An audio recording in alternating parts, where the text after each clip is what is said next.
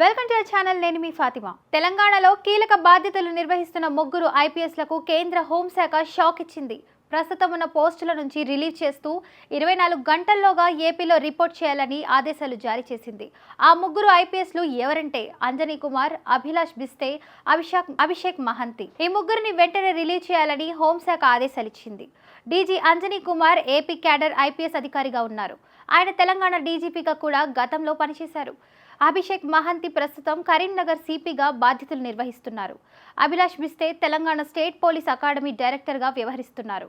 Anjani Kumar, Abhilash Bisht DG ర్యాంక్లో ఉండగా Abhishek Mahanti SP ర్యాంక్లో కొనసాగుతున్నారు. కాగా ఈ ముగ్గురికి కేవలం 24 గంటల సమయం మాత్రమే ఇచ్చిన కేంద్ర హోంశాఖ వెంటనే ఏపీ ప్రభుత్వానికి రిపోర్ట్ చేయాలని ఆదేశాలు ఇచ్చింది.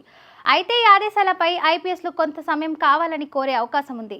3 నెలల క్రితం ముగ్గురు ఐపీఎస్ అధికారులను ఇలాగే బదిలీ చేసింది కేంద్ర ప్రభుత్వం. తాజాగా ఈ ముగ్గురు ఐపీఎస్లకు షాక్ ఇచ్చింది. తెలంగాణ ఏర్పాట్లు అయినప్పటి నుంచి వీళ్ళు ఇక్కడే ఉన్నారు. రాష్ట్ర విభజన జరిగిన సమయంలో ఈ ముగ్గురిని కూడా కేంద్రం ఏపీకి అలాట్ చేసింది.